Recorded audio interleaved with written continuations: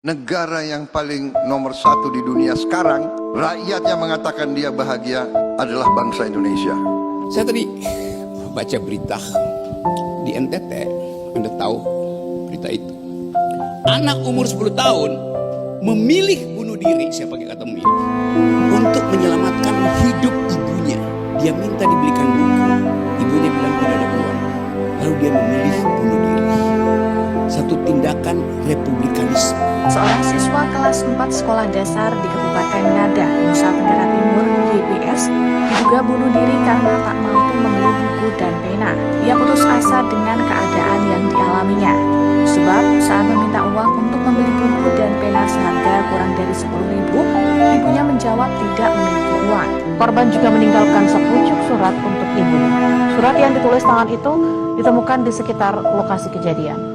Yang kalau kita bongkar, anak 10 tahun bisa memilih bunuh diri dan menulis surat pada ibunya. Ibu, saya pergi dulu. Ibu tidak perlu bersedih. Harga buku itu berapa? 10.000. 10.000 itu berapa per mil dari 17 triliun yang disumbangkan oleh Prabowo pada Donald Trump? Apakah Prabowo punya etos republikanisme? Atau anak 10 tahun yang memilih secara rasional untuk bunuh diri? Itu tindakan rasional yang sangat dewasa.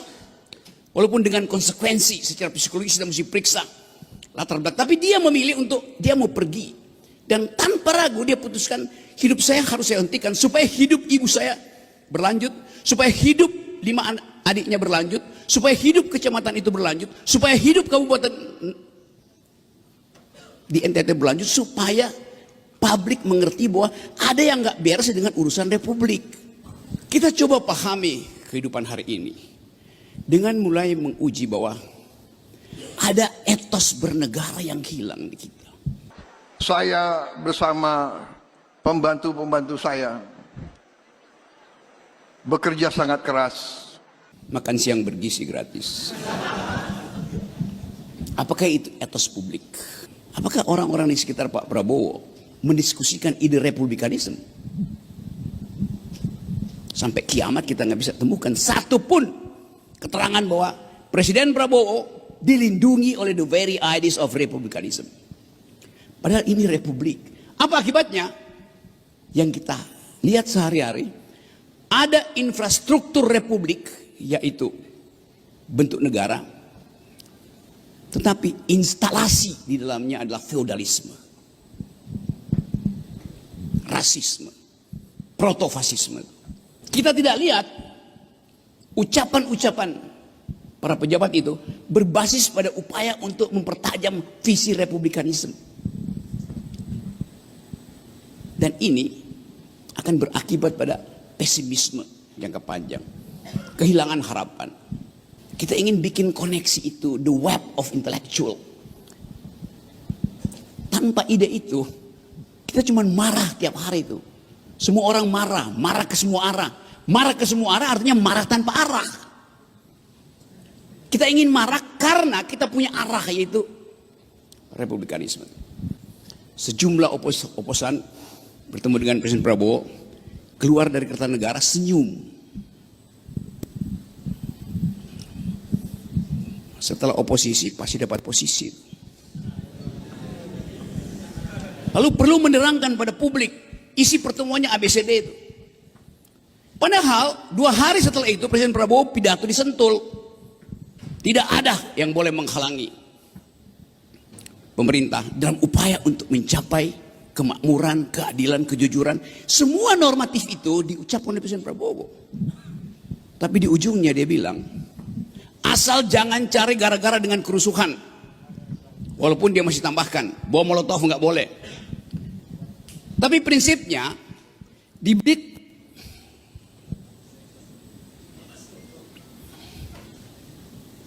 kenapa saya nggak ditalamin di sini?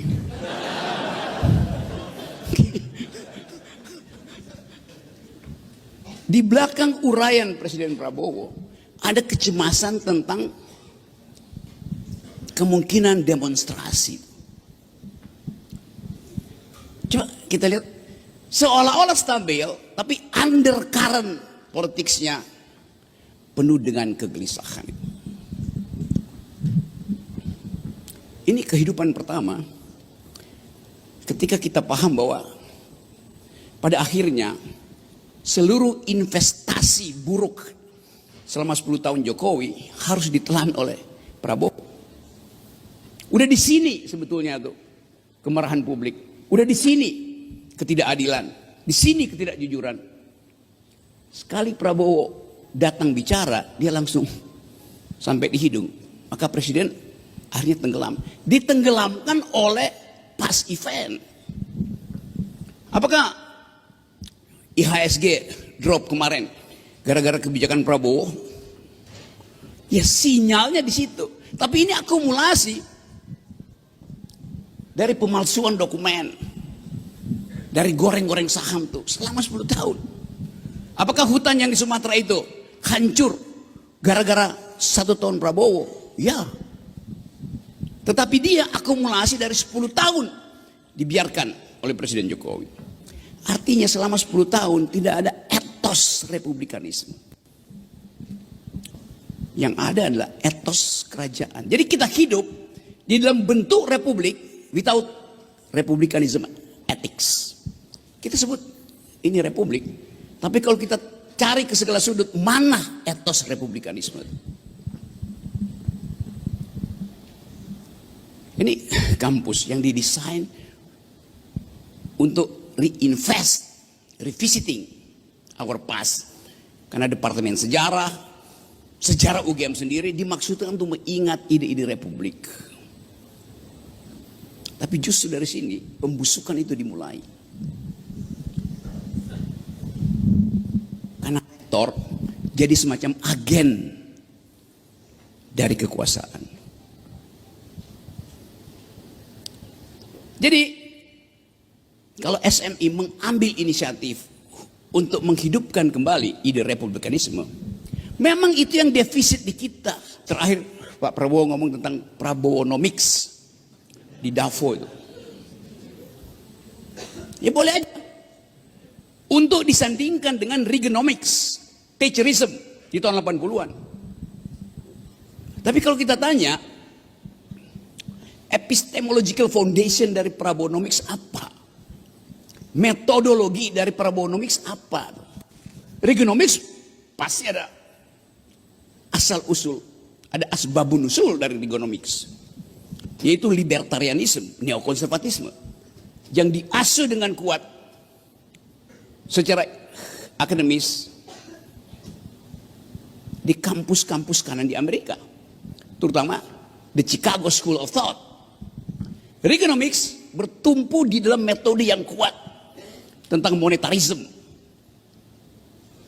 yang menghasilkan neokonservatif dalam politik dan neoliberal dalam ekonomi.